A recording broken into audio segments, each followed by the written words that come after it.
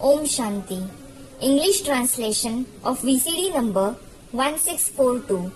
Clarified on 28/4/2012 at Pokhara MM, Nepal.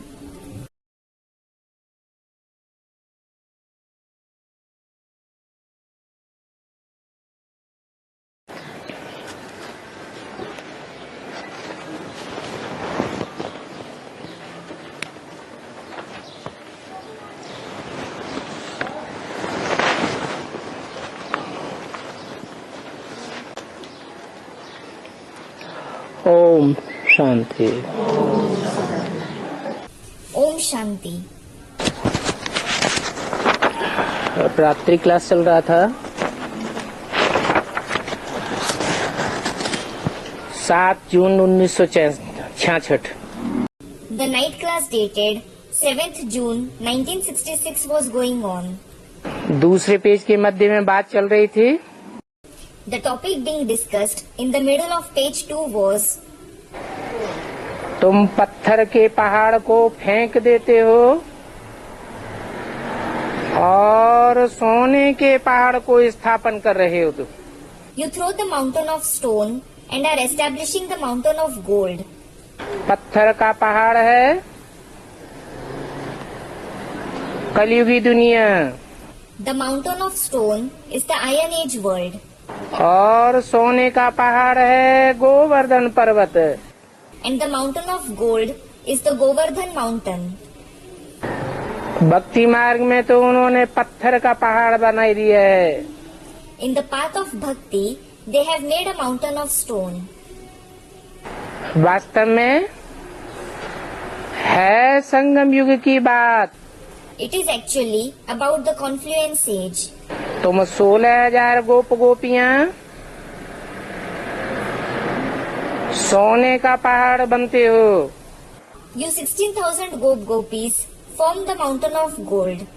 सोना सच्चाई को कहा जाता है। Gold refers to truth.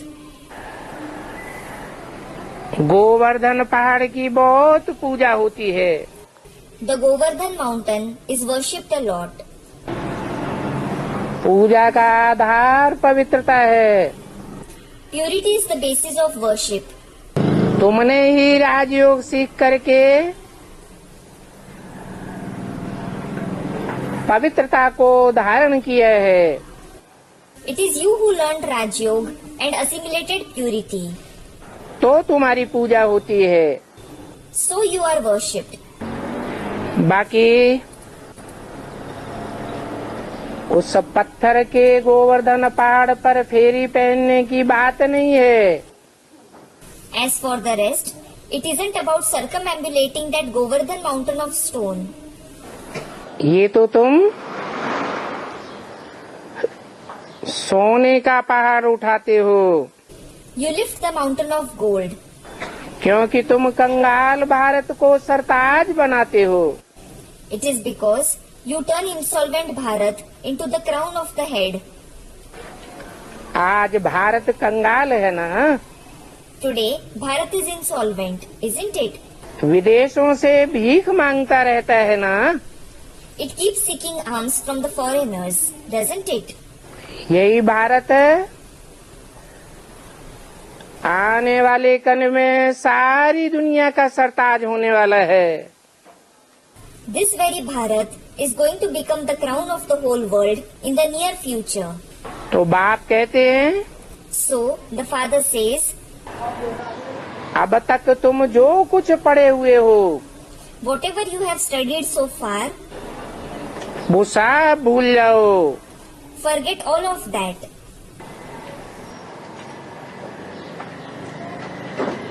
उस गीता में भी भगवान ने अर्जुन से कहा ना, God said the same to Arjun in that Gita too, didn't he?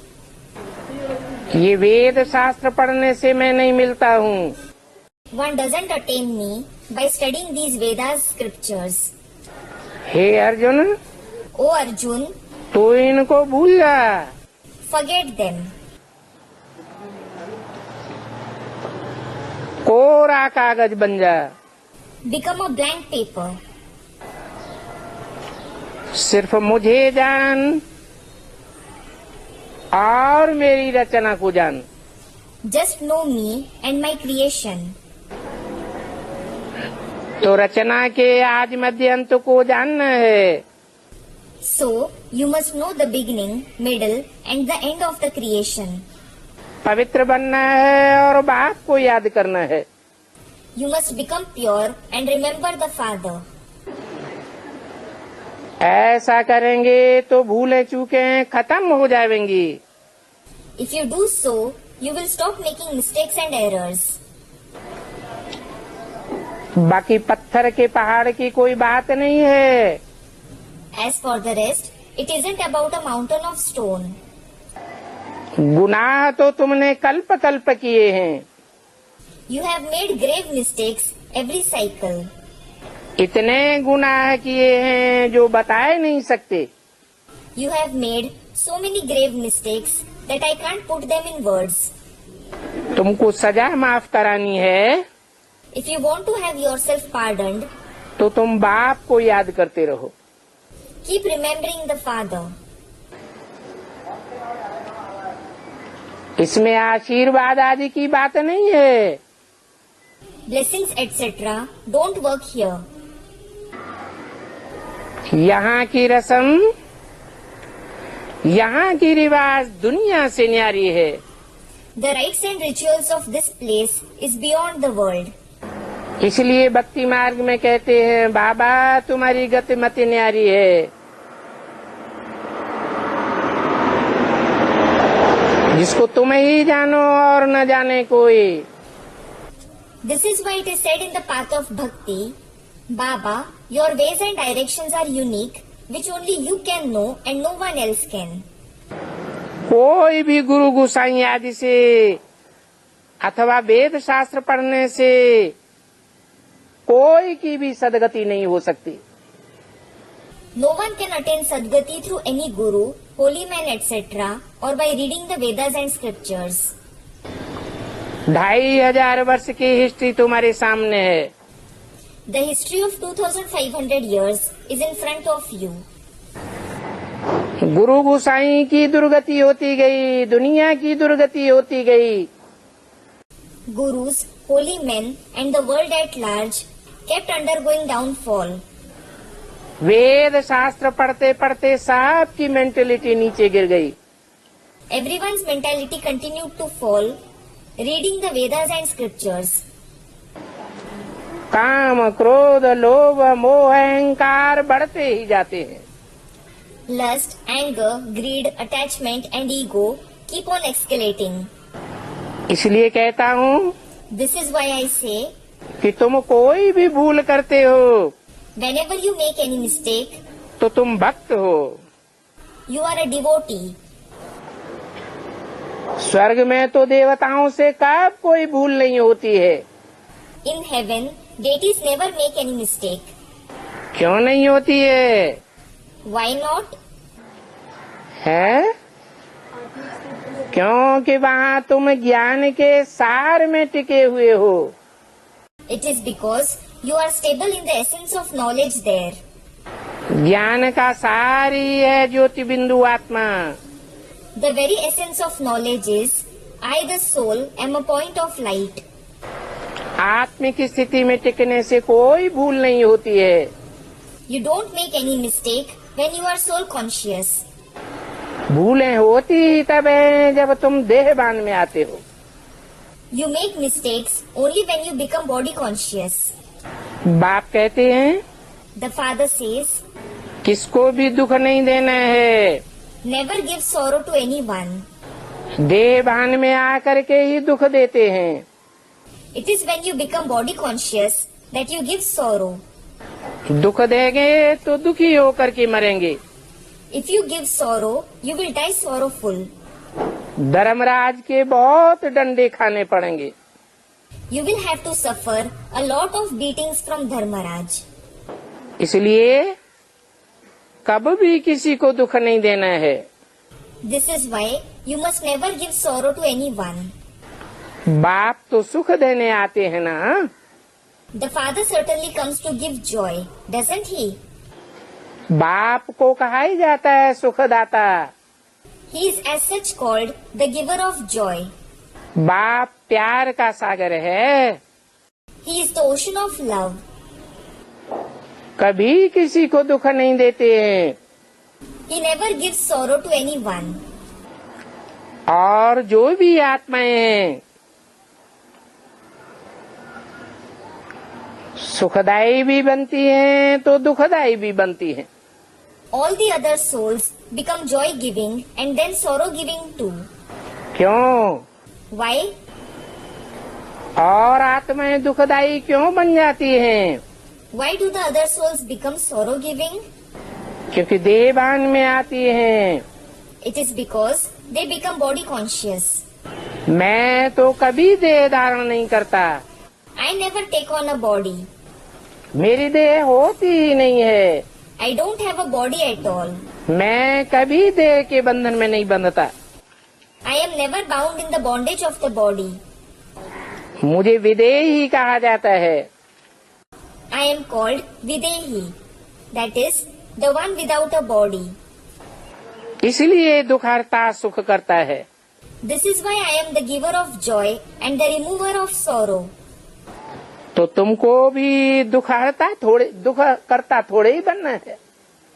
So, you certainly mustn't become the giver of sorrow. तुमको भी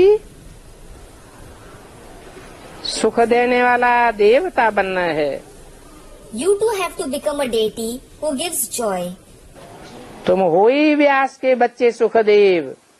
You are after all Sukhdev, the children of Vyas. Sukhdev literally means the giver of joy. Shiv बाबा की याद से तुम्हारे सारे विकर्म भस्म हो जाएंगे। Shiv Baba's remembrance will burn all your sins. Gita में भी लिखा हुआ है, It is written in the Gita as well. लड़ाई के मैदान में जो भी मरेगा वो स्वर्ग चला जाएगा। All those who die on a battlefield will go to heaven. इसलिए कहते हैं gateway to heaven is Mahabharat. This is why it is said, gateway to heaven is Mahabharat. ये झूठ और सत्य का युद्ध सामने खड़ा है। This battle between falsity and truth is before you. इस युद्ध से सबको पसार होना पड़ेगा। Everyone will have to go through it. जो लड़ते लड़ते देवान से मरेंगे वो जरूर स्वर्ग में चले जाएंगे। Those who die from body consciousness while battling will definitely go to heaven. ये समय ही है स्वर्ग में जाने का, This is the very time to go to heaven. क्योंकि यही एक समय है जिसमें तुम बाप की श्रीमत पर चल करके स्व स्थिति में टिकने का अभ्यास करते हो। It is because this is the only time when you follow the Father's Srimad and practice to stabilize in the stage of the self. बाकी तो दुनिया में ऐसे ही कह देते हैं स्वर्ग पधारा। As for the rest, they casually say this in the world that so and so ascended heaven. वो कोई स्वर्ग में थोड़े ही पधारते हैं। They certainly don't ascend heaven. देवान की स्थिति में मरेंगे तो स्वर्ग में कैसे जाएंगे? If someone leaves his body in the body conscious stage, how will he go to heaven? दुनिया में कोई भी स्वर्ग में नहीं जाते हैं। No one in the world goes to heaven.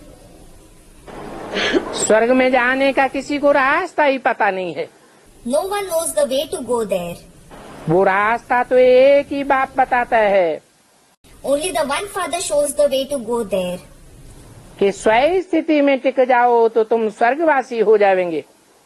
Saying, stabilize yourself in the stage of the self and you will go to heaven.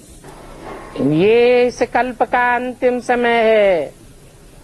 This is the end time of this cycle. सबका अंतिम जन्म है। It is everyone's last birth.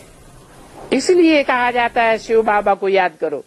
This is why it is said, remember Shiv Baba. याद करेंगे If you remember him, तो तुम स्वर्ग में चले जाएंगे। you will go to heaven. अंत समय के लिए कहा जाता है। It is said for your final moments, अंतमते सोगते। as are your final thoughts, so shall be your destination. तो अंत में तुम्हारी पक्की पक्की आत्मिक स्थिति होनी चाहिए, स्व स्थिति होनी चाहिए। So, your soul conscious stage, the stage of the self, should be steadfast in the end. अपन को देहभान से बचाना है, You have to steer clear of body consciousness आत्मिक स्थिति में स्थित करना है।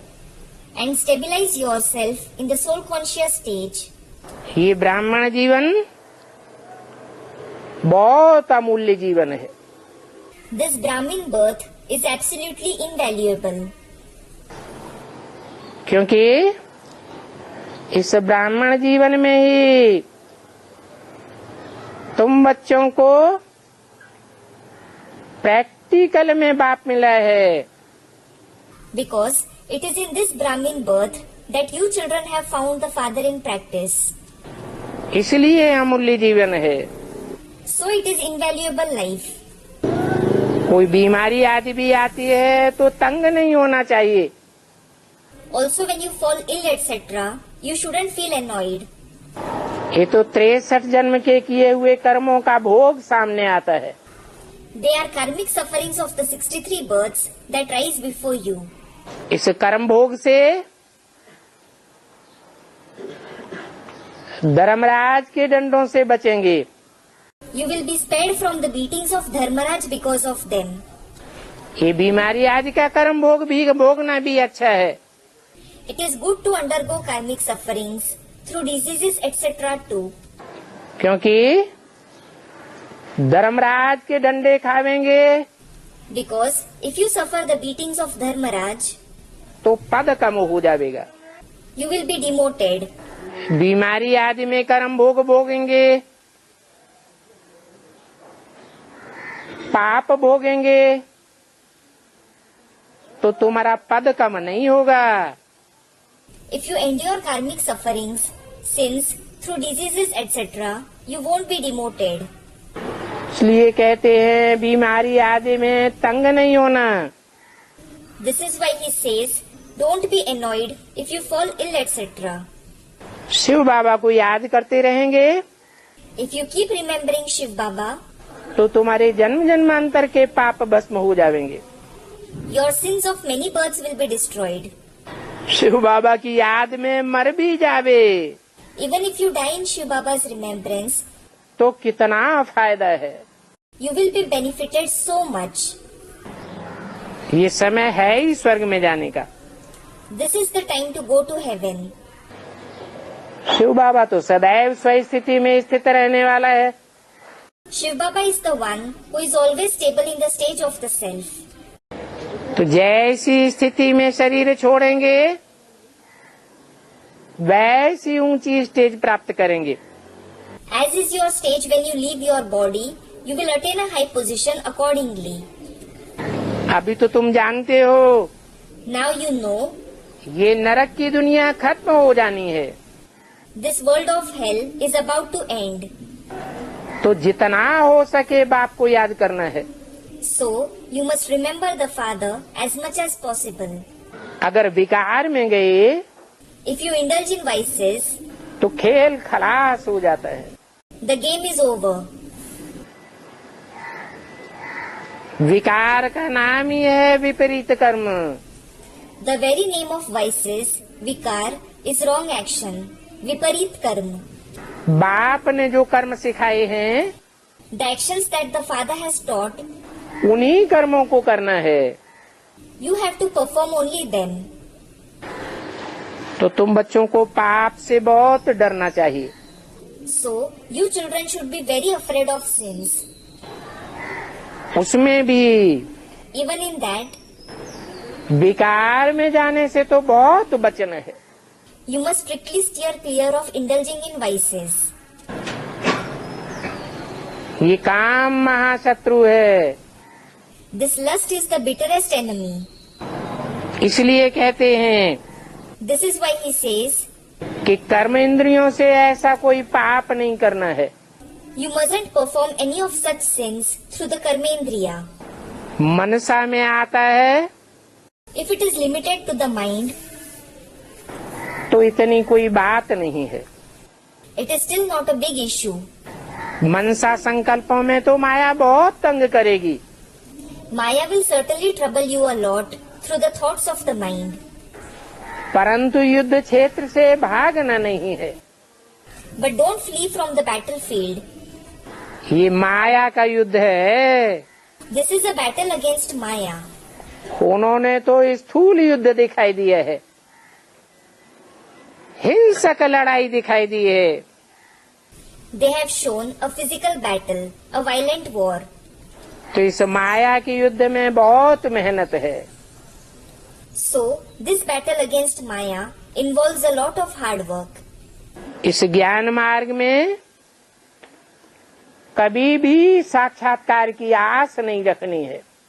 In this path of knowledge, never desire for visions. ये साक्षात्कार आदि भक्ति मार्ग की बातें हैं। These visions, etc., are of the path of bhakti. ज्ञान दीदार में जाना भक्ति मार्ग की बातें हैं। To go into trance, to have visions, are things related to the path of bhakti. बाप तो आकर ज्ञान सिखाते हैं, On the contrary, the father comes and teaches knowledge. ज्ञान के आधार पर योग सिखाते हैं। He teaches yoga on the basis of knowledge. अगर साक्षात्कार की आस रखेंगे If you desire for visions, तो ज्ञान की बातें उठा नहीं सकेंगे। you won't be able to grasp the concepts of knowledge. जो संदेशियां साक्षात्कार में भोग ले जाती हैं, उनकी भी बहुत संभाल रखनी होती है। The trance messengers who take bhog and have visions, you have to be very cautious in that too.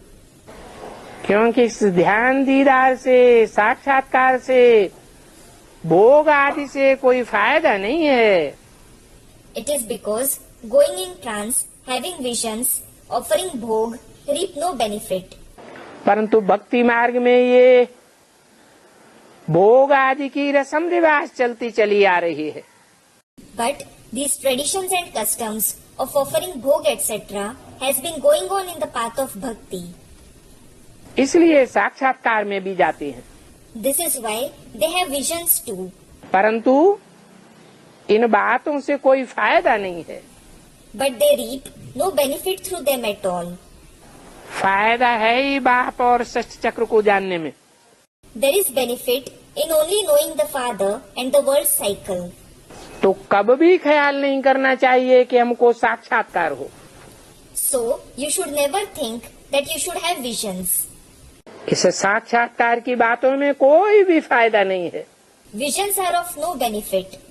भक्ति मार्ग में In the path of bhakti, Tulsidas को, सूरदास को, मीरा को, रैदास को साक्षात्कार होते आए। Tulsidas, Surdas, Meera, Raidas kept having visions. फायदा तो कुछ भी नहीं हुआ। They reaped no benefit. अल्पकाल की खुशी मिल जाती है। They attain momentary joy. कोई भी स्वर्ग में नहीं गया, No one went to heaven. सब नीचे ही गिरते गए। Everyone underwent downfall. इसलिए कहते हैं This is why he says, कि साक्षात्कार की कोई भी आशा मत रखो। never wish for visions. 7/6/1966 की रात्रि क्लास का तीसरा page. Night class dated 7/6/1966, page 3. इस ध्यान में, दीदार में, साक्षात्कार में, भोग आदि लगाने में नुकसान ही नुकसान है। These things, like going in trance, having visions, offering bhog, do harm and only harm. आंखें बंद करके भी निष्ठा में नहीं बैठना है। You mustn't sit in nishtha with your eyes closed. Nishtha means sitting for hours together in remembrance. बहुत हैं जो क्लास में आंखें बंद करके निष्ठा में बैठ जाते हैं, There are many who sit in Nishtha with their eyes closed during the class. ऐसे में माया विघ्न बहुत डालेगी। Maya will bring many hindrances at such times. कोशिश करके खुली आंखों से याद में बैठना है। You should try and sit in remembrance with your eyes open. अलफ और वर्ष को याद करना है You should remember Alaf and the inheritance. और चक्कर को जानना तो बहुत सहज है। And it is very easy to learn about the cycle. सिर्फ बाप का फरमान है मुझे याद करो। The only order of the Father is to remember Him. क्योंकि बाप आते ही तब हैं जब इस पतित कलयुगी दुनिया का विनाश होता है और नई दुनिया की स्थापना होनी होती है। It is because He comes only when the impure Iron Age world is destroyed and the new world is to be established. तो बुद्धि में मंथन चलना चाहिए। So, you should churn in your intellect कि वो एग्जैक्ट समय कौन सा है जिस टाइम पर बाप आते हैं, as to when that exact time for the arrival of the Father is. जैसे संसार में बच्चा आता है Just as when a child comes to the world, तो सबको पता लग जाता है। everyone comes to know about it. तो क्या गर्भ में आता है बच्चा तब पता लग जाता है Do they come to know about it when he comes in the womb, या बाहर आता है तब पता लगता है? or do they come to know about it when he comes out of the womb? कब पता लगता है दुनिया को? When does the world come to know about him? Student, when he comes out. तो बुद्धि में वो बात चलनी चाहिए कि संगम युग तो 100 साल का है। So, this should go on in your intellect that the confluence age is of 100 years. परंतु परमपिता परमात्मा से भी सृष्टि में प्रत्यक्षता रूपी जन्म कब लेते हैं? But when does the Supreme Father, Supreme Soul Shiv have birth like revelation in this world? उनका जन्म दिव्य है, His birth is divine. लौकिक जन्म नहीं है। It isn't a Laukic birth. इसलिए गीता में कहा है जन्म कर्म च मे दिव्यम। This is why it is said in the Gita, Janma Karma Cha Me Divyam, meaning, my birth and actions are divine. पतित पावन बाप पावन दुनिया स्थापन कर रहे हैं। The Father, the purifier of the sinful, is establishing the pure world. पावन दुनिया स्थापन करने के लिए For the establishment of the pure world, तुम बच्चों को राजयोग सिखलाते हैं। He teaches Raj Yoga to you children, तुम किसको कहा जाता है? who are addressed as you. जो सन्मुख बैठते हैं उनको तुम कहा जाता है। Those who are sitting face to face are addressed as you. सन्मुख भी 2 प्रकार का होता है। Being face to face is also of 2 kinds. स्थूल में तो दिखाई पड़ता है सन्मुख बैठे हैं, It is visible physically that they are sitting face to face. लेकिन बुद्धि दुनिया की बातों में भागती रहती है। But the intellect keeps running in worldly affairs. तो उन आत्माओं को सन्मुख कहेंगे या विमुख आत्मा कहेंगे? Well, will those souls be said to be face to face or vimukh, meaning with their face turned away?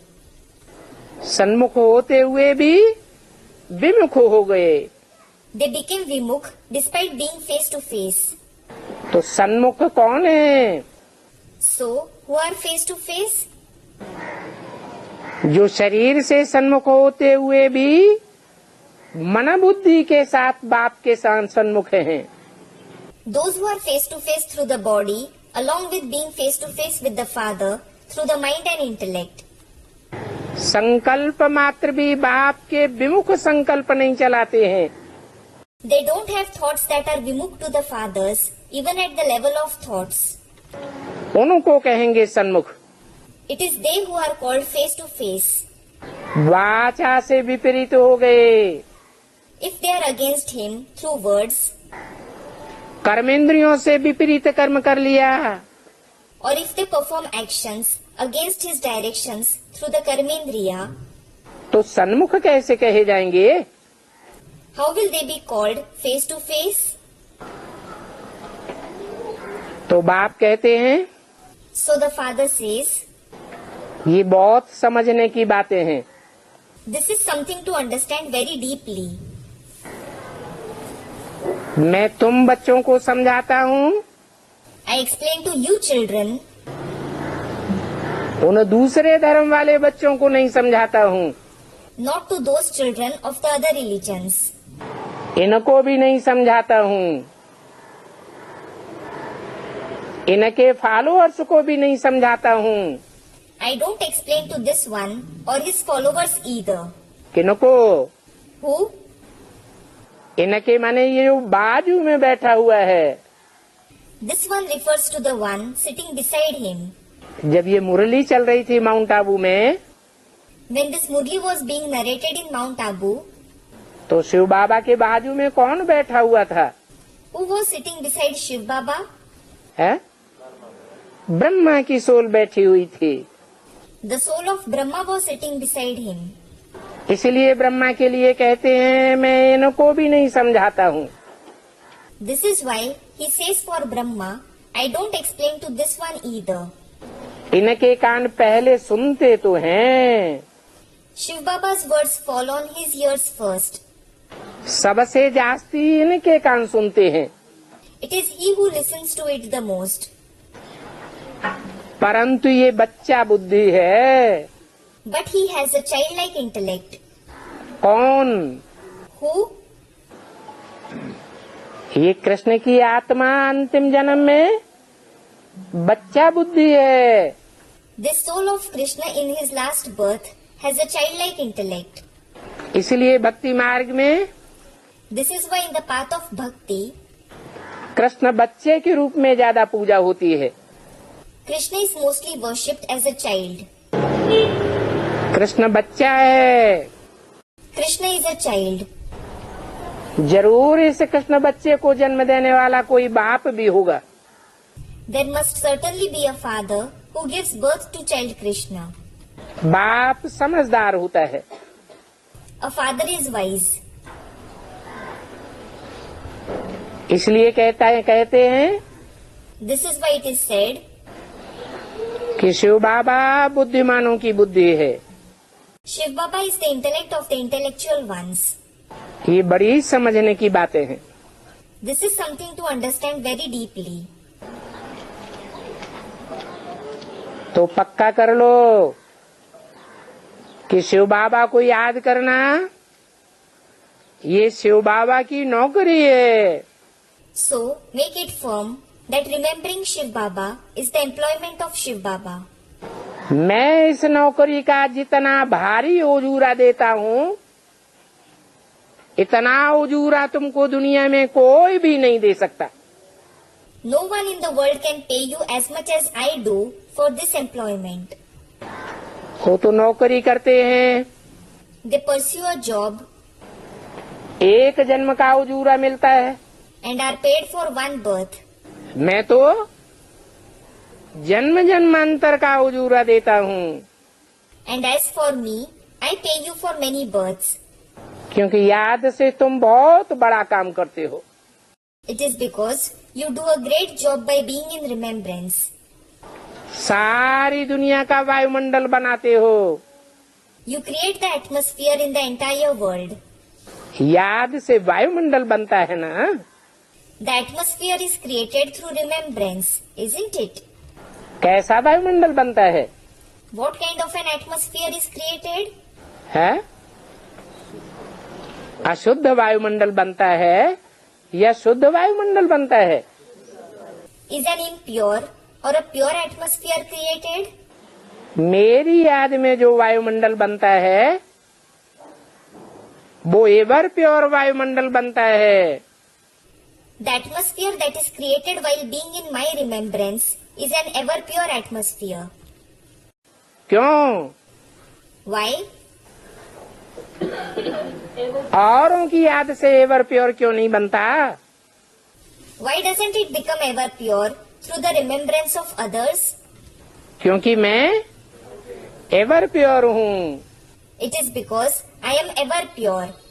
और दुनिया की कोई मनुष्य मात्र ऐसी प्योरिटी को धारण नहीं करता जैसी प्योरिटी मैं धारण किए हुए हूँ। No other human being in the world assimilates purity like I have. तो यहाँ इस दुनिया में रहते हुए तुम वायुमंडल को शुद्ध बनाने की सर्विस में लगे रहो। So, while living here in this world, be engaged in the job of purifying the atmosphere. यहाँ बाप के सन्मुख बैठकर याद करने से तुम्हारा बहुत जमा हो जाएगा। Here, by sitting face to face with the Father and remembering Him, you will accumulate a lot of merit. जमा भी बहुत होता है और फिर घाटा भी बहुत होता है। कैसे? You accumulate a lot of merit and you also incur a lot of loss. How is that? बाप के सन्मुख सभा में बैठे और याद में न रहे, विविचारी याद में रहे या कुंभकर्णी निद्रा में रहे तो संगठन का वायुमंडल खराब होगा या अच्छा बनेगा?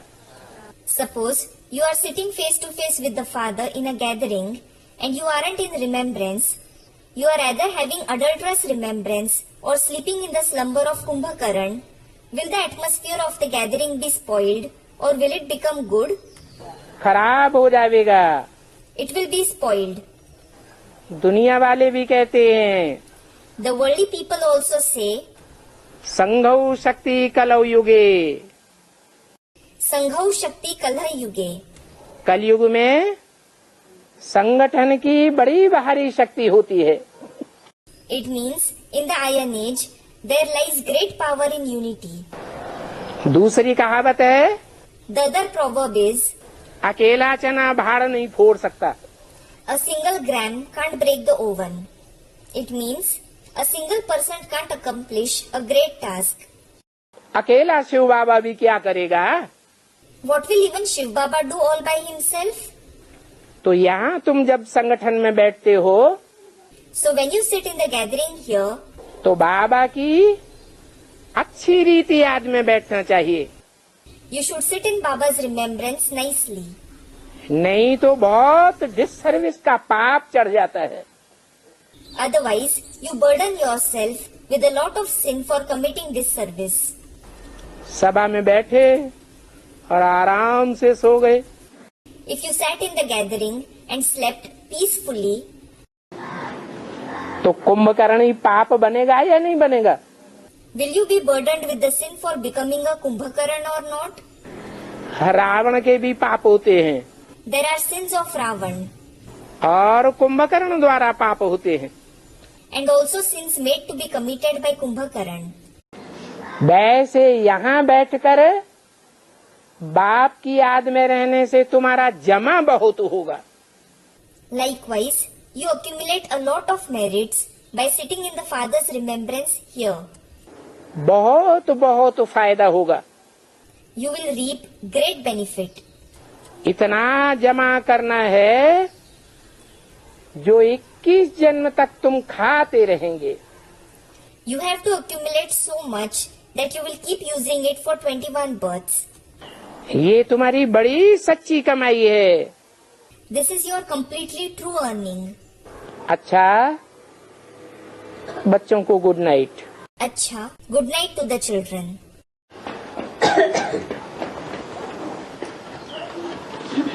अगला क्लास है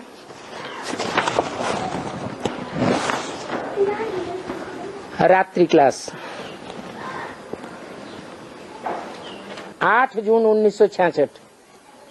The next class is the night class of the 8th June 1966.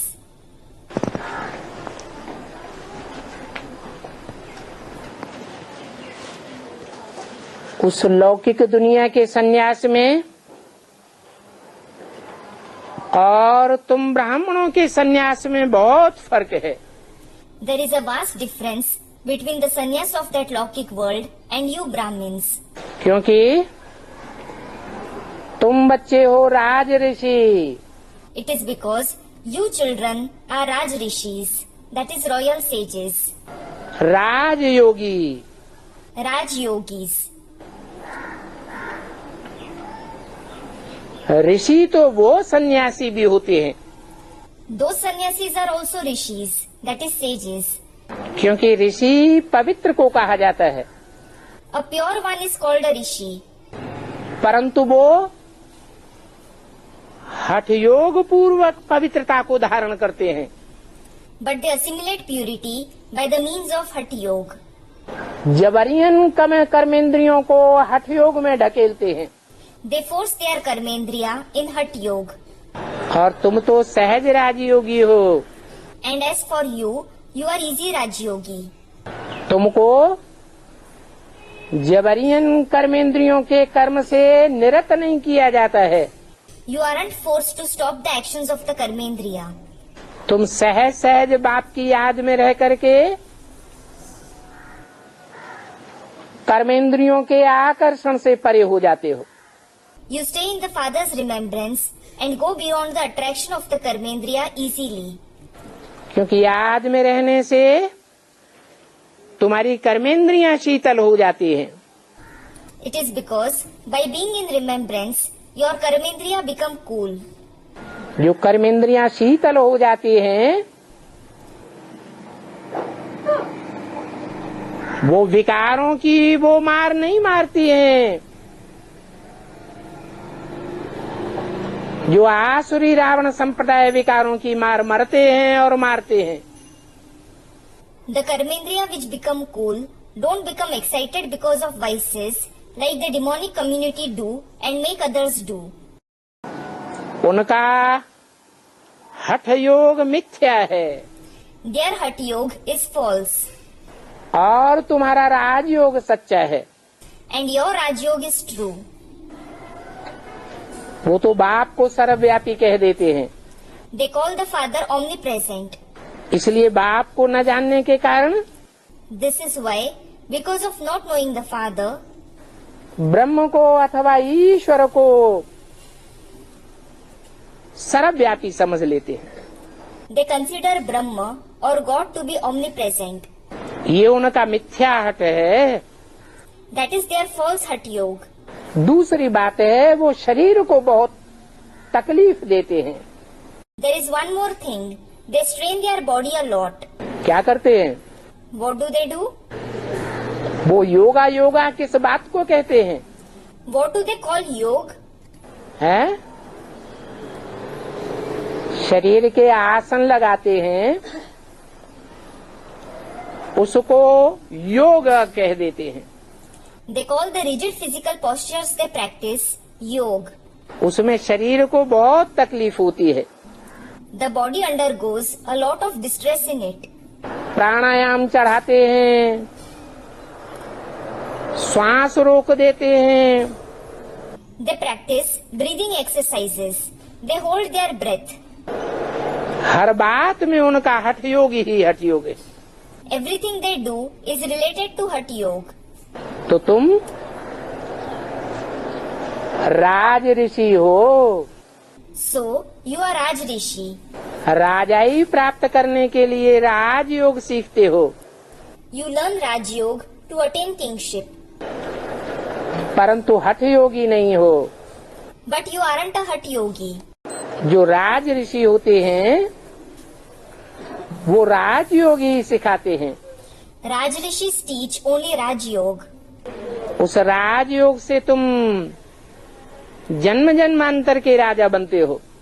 You become kings for many births through that Raj Yoga. दुनिया में कोई मनुष्य मात्र नहीं है जिसने राजाई का योग सिखाया हो। There is no person in the world who has taught the yoga of kingship. राजाएं तो स्वाधीन होते हैं, Kings are independent, आधीन नहीं होते हैं। not dependent. एक बाप ही स्वाधीन बनना सिखाते हैं, राजा बनना सिखाते हैं। Only the one father teaches to become independent, a king. और तो दुनिया में सब मनुष्य मात्र आधीन ही आधीन बनाते हैं। All the rest of the people in the world make others dependent. Bharat में अंग्रेज आए, उन्होंने राजाई को ही खत्म कर दिया। When the British came to India, they put an end to monarchy. Bharat की नकल करके नेपाल वासियों ने भी राजाई खत्म कर दी। Imitating Bharat, the Nepalis also put an end to it. बाप कहते हैं, The father says, राजाई का वर्षा तो मैं ही देता हूँ, "It is me who gives the inheritance of kingship. मैं ही तुमको राजयोग सिखाता हूँ। It is me who teaches you Raj Yoga. दुनिया में सब मनुष्य मात्र आधीन बनाने वाले हैं। All the people in the world are those who make others dependent. एक भगवान ही है जो तुमको राजयोग सिखा करके राजाई का वर्षा देता है। It is only one God who teaches Raj Yoga and gives you the inheritance of kingship. हठ योग सन्यासी सिखाते हैं। The sannyasis teach Hatha Yoga. यहाँ राजयोग में तो राजा रानी चाहिए। Here, in Raj Yoga, you need a king and queen. वो निवृत्ति मार्ग वाले सन्यासी राजयोग नहीं सिखा सकते।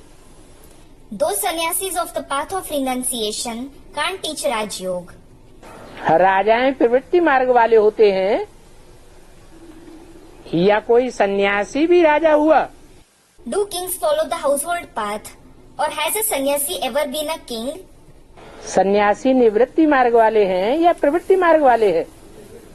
Are sannyasis those who follow the path of renunciation or the household path? History में कभी तुमने नहीं सुना होगा कि निवृत्ति मार्ग वाला कोई सन्यासी राजगद्दी पर बैठा। You would have never heard in history that a sannyasi following the path of renunciation ascended the throne. तो बाप कहते हैं So the father says, कि ऋषि पवित्र को कहा जाता है। a pure one is called Rishi. जो ऋषि होते हैं वो पतित नहीं होते हैं। Rishis aren't impure. हम तो पवित्र रहते हैं। We stay pure. ऋषि कभी विकार में नहीं गिरते। Rishis never indulge in vices. अगर गिरते हैं तो ऋषि नहीं है। If they do, they aren't rishis. ये पवित्रता की बात तो बहुत अच्छी है ना। This practice of purity is very good, isn't it? देवताएं पवित्र होते हैं Deities are pure, तो भक्त लोग मंदिरों में जाके उनके माथा टेकते हैं। so the devotees go to their temples and bow their head before them. कन्या भी पवित्र होती है When a maiden is also pure, तो सन्यासी भी जाकर के उनका माथा टेकते हैं, sannyasis go and bow their head before her. क्योंकि सन्यासियों से जास्ती पवित्रता कन्याओं में होती है। It is because maidens are purer than sannyasis. इसलिए उनकी पूजा करते हैं। This is why they worship them. तो पवित्रता बहुत अच्छी चीज है। So, purity is something very good. ये बात भी समझ में आती है। You understand this as well. पवित्रता का अर्थ ही है विकार में न जाना। The very definition of purity is to not indulge in vices. वि माने विपरीत, कार माने कार्य। Vi means opposite and kar means action. विपरीत कार्य नहीं करना। You mustn't perform wrong actions. कौन सा विपरीत कार्य नहीं करना? Which wrong actions shouldn't you perform? बाप ने जो कर्म अकर्म विकर्म की गति समझाई है उन कर्मों के विपरीत कर्म नहीं करना है। The dynamics of karma, vikarma and akarma that the father has explained, you shouldn't perform actions that are against them. बाप कहते हैं किसी को दुख नहीं देना है। The father says that you shouldn't give sorrow to anyone. अगर वाचा से, कर्मेंद्रियों से कोई को दुख देने का काम करते हैं तो ये विकर्म हुआ ना। If you give sorrow to anyone through words, karmendriya, it is vikarma, isn't it? बाप कहते हैं सबसे बड़ा विकर्म बनता है काम इंद्रिय से। The father says the biggest vikarma is committed through the kamendriya. ये काम महाशत्रु है। This lust is the bitterest enemy. तो ये पवित्रता की बात समझ में आती है। So, it is you who understand the practice of this purity. देवताएं भी विकार में नहीं जाते हैं। Deities don't indulge in vices. सन्यासी भी नहीं जाते हैं। The sannyasis don't indulge in vices either. परंतु वो हठ योगी हैं But they are Hatha yogis, और तुम राजयोगी हो। while you are Raj yogis. इसमें बड़ा अंतर हो जाता है। There is a vast difference in it. बाप कहते हैं The father says, तुम बच्चों को अब पवित्र बनना है। you children have to become pure now. अंदर में बहुत खुशी होनी चाहिए। क्यों ना हठ योग ऋषियों से हम बहुत उत्तम हैं। You should be very joyful within that you are greater than those Hatha yogi rishis. वो हठ योग सिखाने वाले भगवान नहीं होते हैं। Those who teach Hatha yoga aren't God. भगवान तो गीता का वर्णित सहज राजयोग सिखाते हैं। God in fact teaches the easy Raj Yoga as described in the Gita. वास्तव में माताएं राज ऋषि हैं। In reality, mothers are Raj rishis. ऋषियों को जटाएं होती है ना। Rishis have hair locks, don't they? सन्यासी तो ढोंग करते हैं। Sannyasis just fake it. Artificial जटाएं बना लेते हैं। They have artificial hair locks made. और तुमको तो नेचुरल जटाएं हैं। And you have natural hair locks. तो तुम बच्चों को शुद्ध अहंकार में रहना है। So, you children should have pure ego. समझना चाहिए हम राज ऋषि हैं। You should consider, I am a Raj rishi. बाबा हमको पवित्र बनाते हैं। Baba purifies us. देवताएं पवित्र होते हैं। Deities are pure. ऐसे भी नहीं है कि देवताओं की पवित्र दुनिया में जन्म ला जाकर के लेंगे तब पवित्र बनेंगे। It isn't that you will become pure when you have birth in the pure deity world. नहीं, No. बाबा तो कहते हैं Baba in fact says, मैं तुम्हारी आत्मा और शरीर रूपी नैया दोनों को पवित्र बनाता हूँ। I purify both your soul as well as the boat-like body. बाबा कहते हैं मैं धोबी हूँ। Baba says, I am a washerman. तो ऐसा धोबी किस काम का जो कपड़े को ही फाड़ के रख दे। What is the use of such a washerman who tears the clothes itself? ऐसे धोबी से कोई कपड़ा धुलवाएगा क्या? Will anyone have their clothes washed by such a washerman? बाप तो कहते हैं The father in fact says, मैं तुम्हारी आत्मा के साथ साथ तुम्हारे कपड़े को भी पवित्र बनाता हूँ। I purify your cloth along with the soul. इसी नरक की दुनिया में तुमको स्वर्ग की राजाई देता हूँ। I give the kingship of heaven amidst this very world of hell. तो ऐसे भी नहीं है कि तुम पवित्र दुनिया में जाके जन्म लेंगे ब्रह्मा सरस्वती की तरह। It isn't that you will go and have birth in the pure world like Brahma Saraswati. तभी तुम पवित्र बन सकेंगे। and it is then that you will be able to become pure. बाप तो कहते हैं The father in fact says, यही इसी संगमी की दुनिया में तुमको पवित्र बनना है। you have to become pure here itself in this very confluence age world. क्योंकि संगम युग कहा ही जाता है पवित्र और अपवित्र दुनिया के मेल को। It is because the confluence of the pure and impure world itself is called confluence age.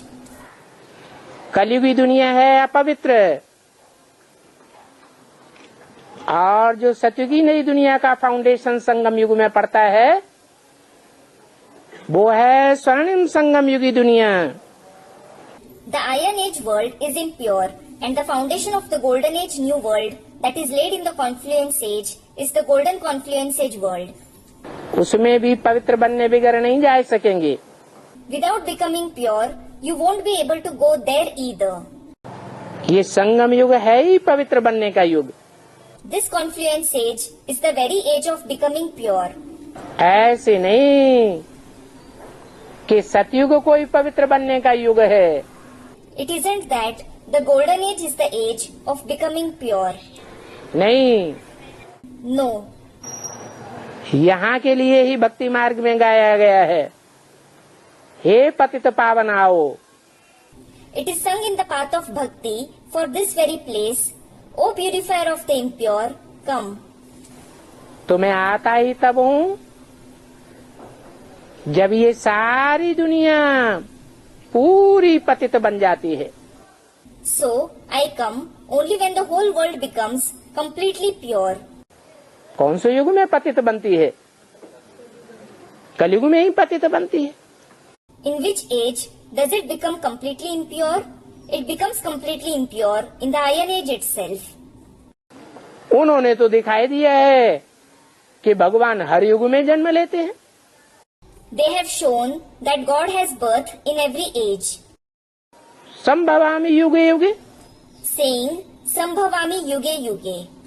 अरे सतयुग तो कहा ही जाता है 16 कला संपूर्ण।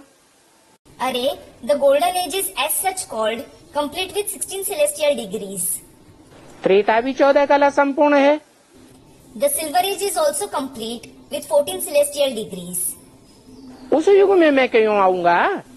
Why will I come in those ages? द्वापर युग में भी 8 कलाएं होती हैं। In the Copper Age too, there are 8 celestial degrees. आधा पतित दुनिया कहेंगे, आधी पावन दुनिया कहेंगे। It will be called a partially impure and partially pure world. कलयुग है संपूर्ण पतित दुनिया। The Iron Age is the completely impure world. तो जरूर मैं पतित दुनिया में ही आऊंगा। So, I will certainly come in the impure world itself. तो कलयुग के अंत में आते हैं। So, I come in the end of the Iron Age. ये एक ही समय जब सब पावन बन जाते हैं। This is the only time when everyone becomes pure. इसलिए कहते हैं हे पतित पावन आओ। This is why it is said, O purifier of the impure, come. और आकर के पावन बनाओ। Come and purify us. ऐसे नहीं कि दादा लेखराज ब्रह्मा के तन में आता हूँ और ज्ञान सुना के चला जाता हूँ। It isn't that I come in the body of Dada Lekhraj, narrate the knowledge, depart, फिर तुम अपने आप पावन बनते रहते हैं। and you keep becoming pure by yourself. नहीं, No.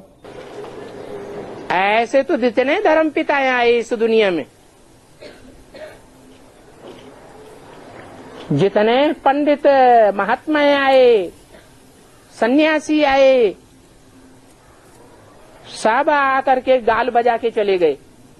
As such, all the religious fathers who came to this world, all the pandits, noble men, sannyasis who came, they just preached sermons and went away. पतित दुनिया को पावन किसी ने भी नहीं बनाया। None of them purified the impure world at all.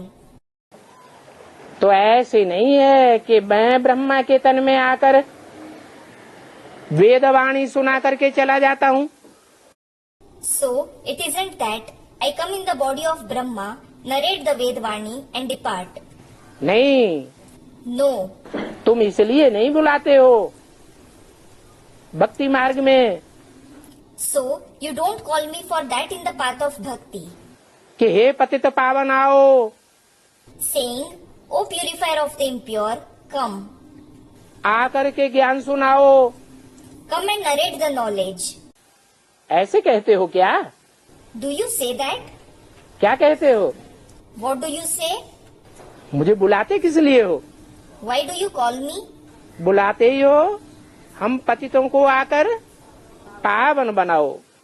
You call me, saying, Come and purify us, the impure. तो मैं आकर के पावन बनाता हूँ। So I come and purify everyone. कोई मनुष्य मात्र संग के रंग से कोई को पावन नहीं बना सकता। No human being can purify anyone through the color of his company. क्यों नहीं बना सकता? Why can't he purify anyone? क्योंकि मनुष्य आत्माएं इस सृष्टि पर आती है It is because when a human soul comes to this world, तो पतित ही बनती चली जाती है जन्म जन्मांतर। it keeps on becoming impure birth by birth. एक भी ऐसी आत्मा नहीं है जो पतन की ओर न जाती हो। There is no such soul who doesn't go towards degradation. तो जो आत्माएं खुद ही जन्म जन्मांतर पतन की ओर जाने की स्वभाव वाली हैं, वो दूसरों को पावन कैसे बनावेंगी? So, the souls who already have the nature of going towards degradation, how can they purify others? ये तो एक ही पतित पावन परमपिता परमात्मा का काम है, जो इस पतित दुनिया में आते हैं, पतित तन में आते हैं, फिर भी उनको पतित दुनिया का पतित तन का संग का रंग नहीं लगता है। It is only the task of the purifier of the impure, the Supreme Father, Supreme Soul, who comes to this impure world in an impure body and still isn't colored by the company of the impure world and the impure body. तो तुम्हारी बुद्धि में इन बातों का ज्ञान है। So, your intellect is aware about these things. अपन को राज ऋषि समझो, Consider yourself to be a Raj Rishi. तब पवित्र बनेंगे। It is then that you will become pure. जो पतित हैं वो तो कोई काम के नहीं हैं। Those who are impure are good for nothing. जो पतित हैं उनकी कीमत एक कौड़ी के बराबर भी नहीं है, कोई काम की नहीं। Those who are impure aren't even equal to a kauri. They are good for nothing. इस दुनिया के मनुष्य देखने में बड़े जेंटलमैन लगते हैं, कितने फैशनेबल बन के आते हैं। The people of this world seem to be very good gentlemen. They dress up so fashionably. परंतु हमारी बुद्धि में ज्ञान है कि ये सब मिट्टी में मिल जाने वाले हैं। But we are aware that all these things are going to mix in soil, that is, destroyed. कोई काम के नहीं है, They are good for nothing. इनके जीवन की कोई वैल्यू नहीं है। Their life is valueless. अमूल्य तो तुम्हारा ब्राह्मण जीवन है। It is your Brahmin life which is invaluable. ब्राह्मण पवित्र को कहा जाता है। Those who are pure are called Brahmins. प्राचीन काल में भी जितने राजाएं हुए, वो राजाएं सलाह लेने के लिए किसको मंत्री बनाते थे? In ancient times as well, whom did all the kings appoint as minister for taking advice? ब्राह्मणों को बनाते थे। क्यों? They appointed Brahmins. Why? क्योंकि ब्राह्मणों का जीवन पवित्र जीवन होता है। It is because they lead a pure life. परंतु वास्तव में But in reality, पवित्र बनने का पुरुषार्थ तो तुम इस संगम युग पर ही करते हो। it is in this confluent stage that you make the purusharth of becoming pure. इसलिए तुम्हारा जीवन हीरे तुल्य कहा जाता है। This is why your life is said to be worth a diamond. क्यों? Why? सतयुग में देवताओं का जीवन हीरे तुल्य क्यों नहीं कहते? सतयुग सोने समान क्यों कहा जाता है? Why isn't the life of the deities said to be worth a diamond in the golden age? Why is the golden age said to be equal to gold? हीरे तुल्य क्यों नहीं? Why not equal to diamond? क्योंकि हीरा रात में भी चमक मारता है। ये सारी दुनिया में अज्ञान की अंधकार की रात हो जाती है,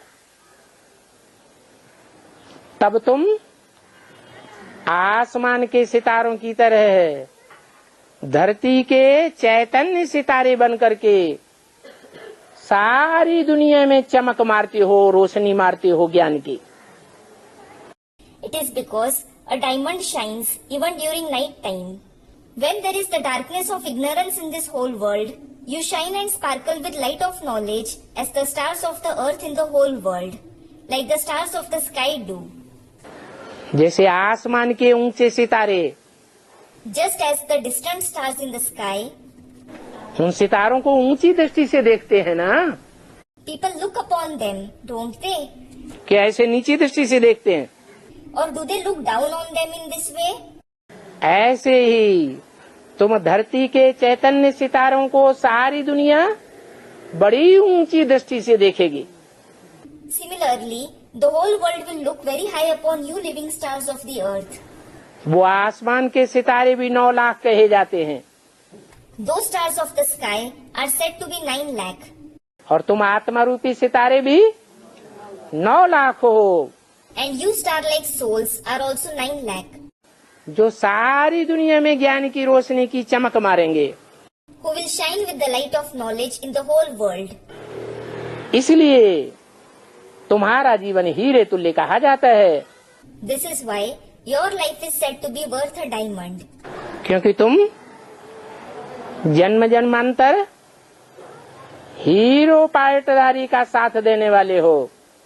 It is because you accompany the hero actor for many births. क्या? What? हीरे तुल्य कब बनते हो? When do you become worth a diamond? हैं? हीरा पार्टधारी जो हीरो है, उसके संग के रंग से तुम हीरा बन जाते हो। You become a diamond through the color of the company of the diamond actor, the hero. बाकी As for the rest, 21 जन्म तो फिक्स है कि तुम हीरे बनते हो। it is certain that you become a diamond for 21 births. उसके बाद कोई बनते हैं, कोई नहीं बनते। After that, some become that, while some others don't. कोई तो द्वापर युग के पहले जन्म में ही कन्वर्ट हो जाते हैं। Some convert in the very first birth of the copper age. द्वापर के पहले जन्म में कौन सा धर्म आता है? Which religion arrives at the beginning of the copper age? इस्लाम धर्म आता है, इब्राहिम आता है। और जिन आत्माओं में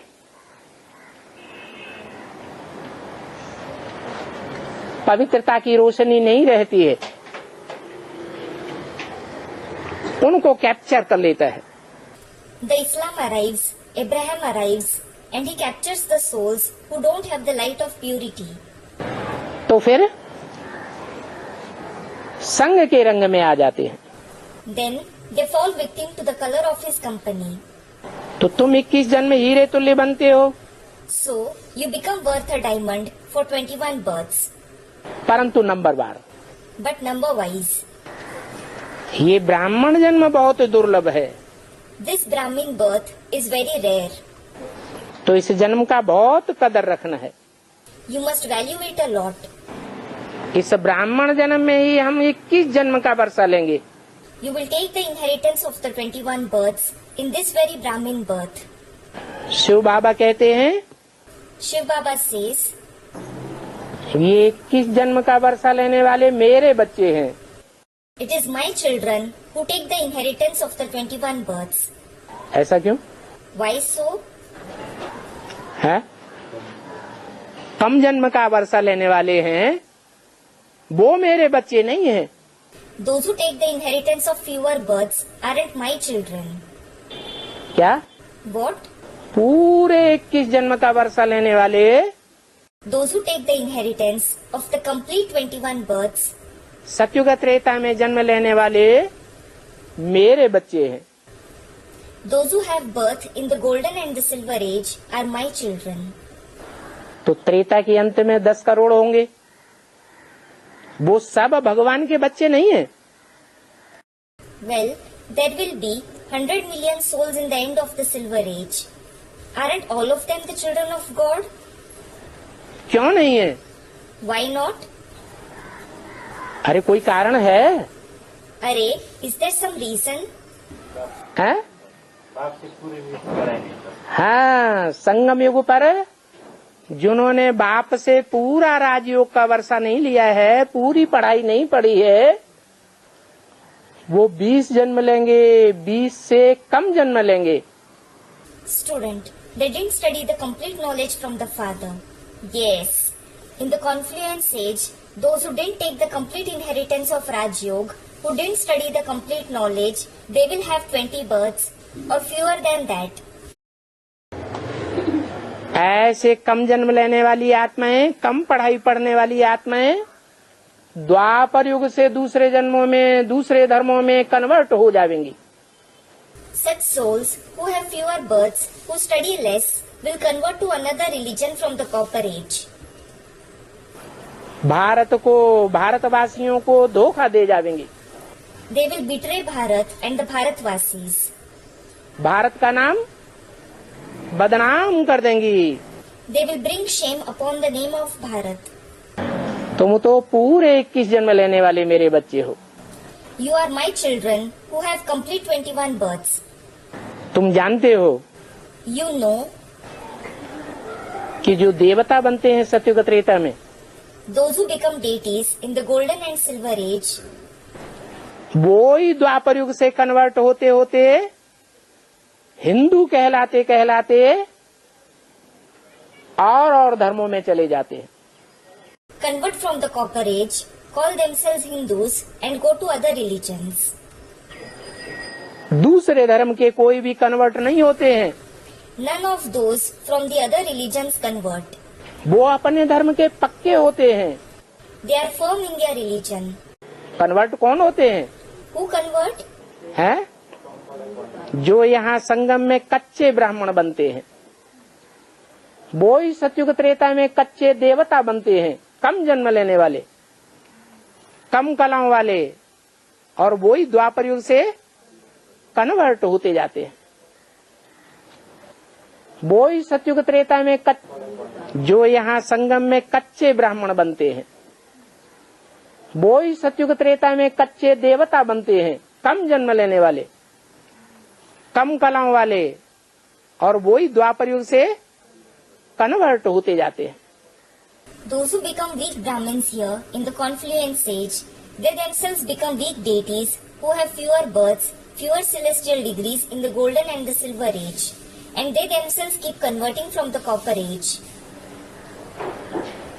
तो इस जन्म का बहुत कदर रखना है। You should value this birth so much. मुझे सब कहते हैं Everyone says for me कि मैं पुट ही पुट हूँ।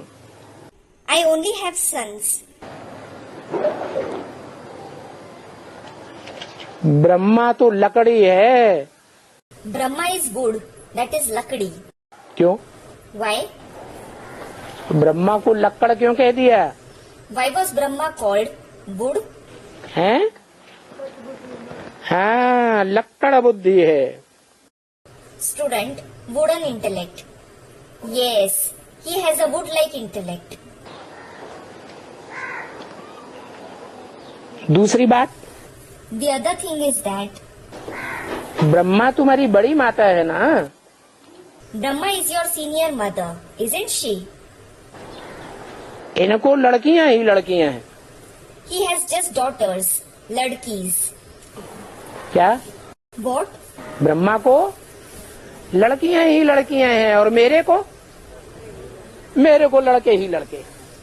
Brahma has just daughters and I have just sons. ऐसे क्यों Why is it so? है? जो मेरे लड़के ही लड़के हैं, My sons, आत्मा लड़का है कि लड़की है? is the soul male or female? हैं? लड़का है। It is male. तो मेरी तो रुद्रमाला है। So, mine is the Rudramala. रुद्रमाला में सब लड़के ही लड़के हैं। All are men in the Rudramala. लड़कियां पराये घर की होती है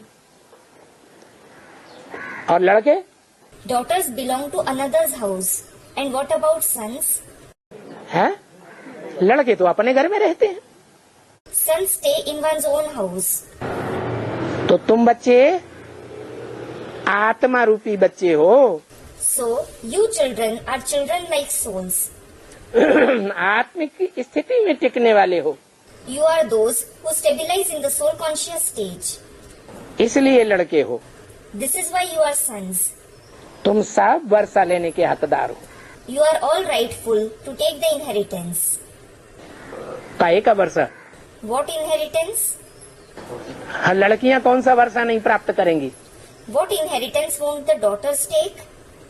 जो ब्रह्मा की लड़कियां हैं, The daughters of Brahma, वो अच्छे से अच्छे पुरुषार्थ करने वाली लड़की क्यों न हो, though it is a daughter who makes the best Purusharth, तो भी राजा बनेगी या रानी बनेगी?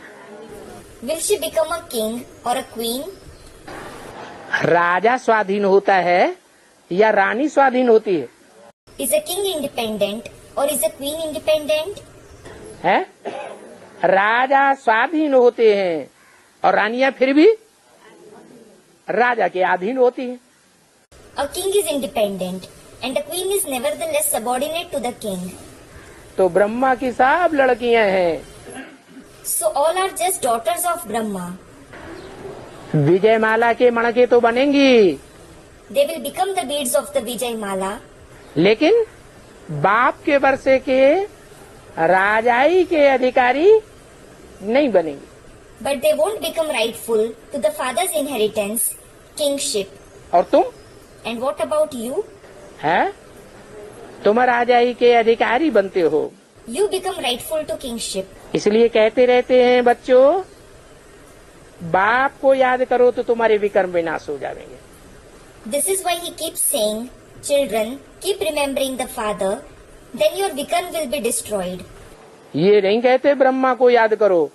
He doesn't say, remember Brahma. कहते हैं क्या? Does he say that? है? ब्रह्मा के लिए तो और ही कहते हैं, इनका फोटो भी नहीं रखना है। Speaking about Brahma, he rather says, don't even keep his photo. अगर इनका फोटो भी रखेंगे If you keep even his photo, तो पतित हो जाएंगे। you will become sinful. Photo किस लिए रखा जाता है? Why do people keep photos? है? याद करने के लिए फोटो रखा जाता है, स्मरण करने के लिए फोटो रखा जाता है, कीर्तन करने के लिए फोटो रखा जाता है, महिमा करने के लिए फोटो रखा जाता है। Photos are kept to remember someone, to praise someone, to glorify someone. बाप तो कहते हैं ये ब्रह्मा पतित है, इनको याद नहीं करना है। The father rather says, this Brahma is impure. You shouldn't remember him. कभी ऐसे कहा कि विष्णु पतित है या शंकर पतित है? Has he ever said that Vishnu or Shankar is impure? है? ऐसे नहीं कहा। He hasn't said that. तो बाप कहते हैं शंकर और शिव दोनों को दुनिया वालों ने एक कर दिया। So, the father says, Shankar and Shiv have been unified by the people of the world. क्यों एक कर दिया? Why have they unified them?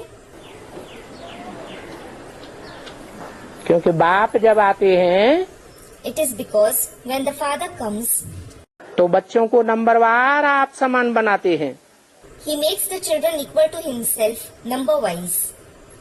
तो जिसमें आते हैं मुकर्रर रथ में, So, the permanent chariot in whom he comes, उसको आप समान, निराकारी, निर्विकारी, निरहंकारी बनाते हैं। he makes him incorporeal, voiceless, and egoless equal to himself. इसलिए This is why कहते हैं कि मुझ सर्वशक्तिमान बाप को याद करो। he says, remember me, the Almighty Father. एक शिव बाबा, दूसरा न कोई। One Shiv Baba, no one else. Om Shanti. Om Shanti.